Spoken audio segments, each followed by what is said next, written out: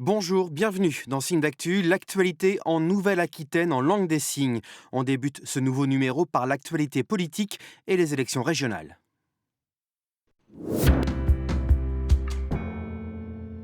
Qui sera le prochain président de la région Nouvelle-Aquitaine ? Nicolas Florian, ancien maire éphémère de Bordeaux, est le dernier candidat déclaré. Il a officialisé sa candidature la semaine dernière. Je suis le candidat de ma famille politique, les Républicains, qu'on va élargir. Il y a beaucoup de maires, divers droites, sans étiquette, et puis d'électeurs qui ne se reconnaissent pas dans tout ce paysage politique au sens partisan. L'actuel président de Nouvelle-Aquitaine, le socialiste Alain Rousset, est candidat à sa propre succession. Il devra affronter l'un de ses vice-présidents à la région, Nicolas Thierry, en charge de la biodiversité. Il se présente pour Europe Écologie Les Verts. Face à eux, la majorité présidentielle présente sa propre candidate, Geneviève Darrieussecq, actuelle ministre des Anciens Combattants. Autre candidate connue, Edwige Diaz, pour le Rassemblement national. Quelques inconnus demeurent pour les candidatures communistes, du NPA et de la France insoumise. Les élections régionales sont prévues les 13 et 20 juin prochains.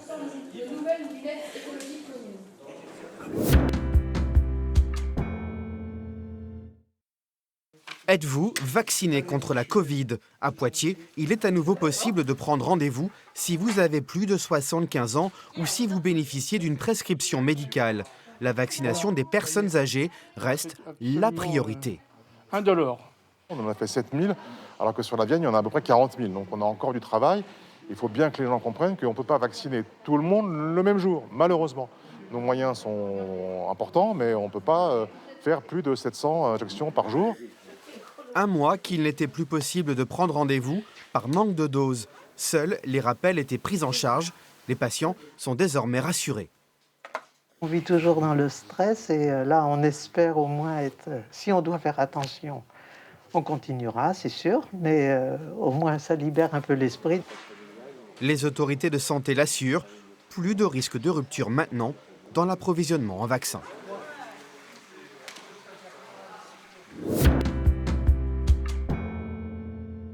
Devant cet hypermarché, les éleveurs bovins mènent la contestation. Les grandes surfaces achètent leur production à un prix qu'ils jugent trop bas pour vivre correctement de leur travail. Ils vendent donc eux-mêmes leur viande au juste prix. Nous, ce qu'on veut faire là, c'est que ce soit l'éleveur qui ait toute la marge pour lui, et on va y arriver. La loi alimentation prévoit que les prix soient fixés à partir du travail de l'agriculteur. Mais les grandes surfaces veulent garder la main.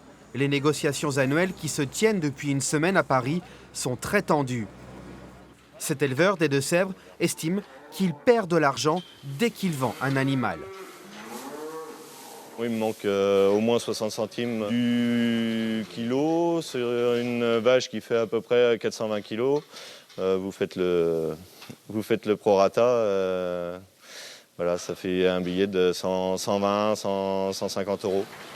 Les négociations en cours doivent s'achever le 1er mars prochain.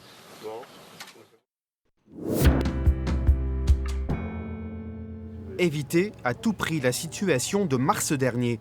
En pleine première vague de coronavirus, la récolte des fraises avait bien failli virer à la catastrophe, faute de main-d'œuvre. Cette fois, les saisonniers devraient être là, et notamment les travailleurs marocains.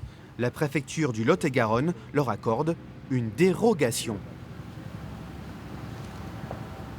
On a besoin de cette main-d'œuvre. Alors on peut y pallier le problème localement, partiellement, mais à un moment donné, de toute façon, on aura un besoin impératif de cette main-d'œuvre. La procédure s'annonce très stricte. Tous les travailleurs saisonniers sont testés obligatoirement à leur arrivée sur le territoire national et notamment en Lot-et-Garonne. Et en fonction du résultat, bien évidemment, septaine obligatoire. Et si jamais le test est positif, ils devront respecter 7 jours supplémentaires de mise à l'isolement. Car les cas nombreux de clusters agricoles sont encore dans toutes les têtes.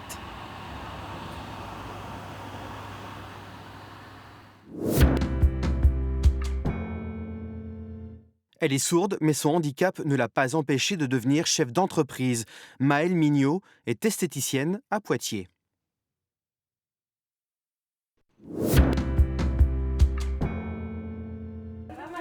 Bonjour Manu, est-ce que tu peux enlever ton masque? Ouais, j'enlève mon masque. Sinon je vais rien comprendre comme d'habitude. Sinon tu es obligé d'enlever son masque ou alors d'avoir un masque transparent. Sinon, il n'y a pas de communication. C'est vrai que je suis très proche quand même avec mes clientes. J'aime beaucoup partager, échanger comme des amis, entre guillemets. Si Maëlle est la seule ici à garder son masque, on peut facilement imaginer un sourire caché derrière.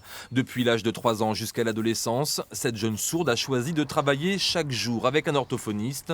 Son objectif était clair, être capable de parler et de se faire comprendre tout en lisant sur les lèvres. L'apparition du masque l'an dernier aurait pu être un handicap supplémentaire, mais finalement, tout se passe plutôt bien. Ça ne m'a jamais posé de problème parce que déjà Maëlle déjà quelqu'un de très communicant, donc c'est vrai que le fait d'enlever le masque, de toute façon, c'est indispensable pour pouvoir communiquer avec elle. Donc en fait, je me suis même pas posé la question. Je me suis posé la question en me disant que ça allait être un peu plus compliqué qu'à l'habitude, mais non, ça s'est fait totalement naturellement. Depuis 2015, Maëlle est sa propre patronne. Grâce à une bourse régionale, elle a pu monter son salon d'esthétisme. Quant au fait d'être sourde ou malentendante, c'est un obstacle que Maëlle a su franchir sans trop de problèmes. J'ai travaillé en parfumerie avant, j'avais envie d'évoluer, mais comme je ne peux pas communiquer par téléphone, c'est compliqué. Même là, encore aujourd'hui, pour prendre rendez-vous avec mes clientes, c'est par SMS ou par mail, puisque je ne peux pas répondre au téléphone. Du coup, c'est avec les réseaux sociaux que Maëlle est parvenue à se faire connaître. Site internet, Instagram, Facebook, ses vidéos sont un succès. Résultat, malgré la chute du nombre de jeunes mariés à maquiller, Covid oblige, la clientèle est restée fidèle. Une réussite due à une volonté de faire et un optimisme débordant. Des qualités que l'on devine, là encore, derrière le masque. Il est arrivé du Burkina Faso pour faire des études de pharmacie à Limoges. Il termine tout juste son cursus. Il va maintenant mettre ses études au profit de la paroisse dont il est le curé.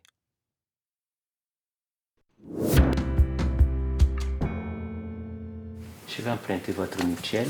Voilà, Guillaume est étudiant en 6e année de pharmacie à l'université de Limoges, en stage de fin d'études à Condat-sur-Vienne. Un étudiant pas comme les autres. Il est aussi prêtre à Bam, au Burkina Faso, dans une région particulièrement touchée par la pauvreté et le terrorisme. Le premier hôpital se situe à plus de 150 km.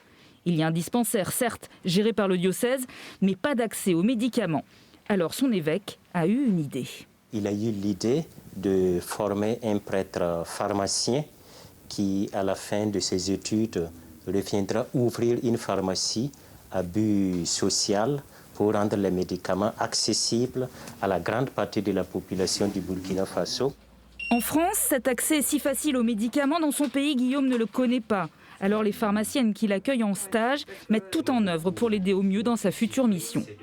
On a essayé de trouver les choses qui pouvaient être utiles pour lui dans son prochain métier, qui est très différent de chez nous, parce que l'officine chez lui sera très différent. Donc du coup, par rapport à la visite d'associations, par la visite des grossistes, voilà, des choses comme ça. Des choses que vous organisez pour lui. Oui, voilà, c'est ça, tout à fait. Je suis prêtre pour aider les autres, répète Guillaume. Il est donc tout naturel pour lui, depuis son arrivée à Limoges, de faire la messe, en plus de ses études, tous les dimanches à la chapelle Saint-Aurélien. Dès que besoin ailleurs dans le diocèse, il est également aumônier d'une maison de retraite. J'aime les choses simples et j'aime beaucoup rendre service quand je suis disponible. Et je pense que l'état de prêtre me permet d'être entièrement disponible aux hommes et aux femmes, de rendre service et surtout de travailler dans des œuvres de charité pour l'épanouissement total de l'homme de façon physique, mais aussi spirituelle.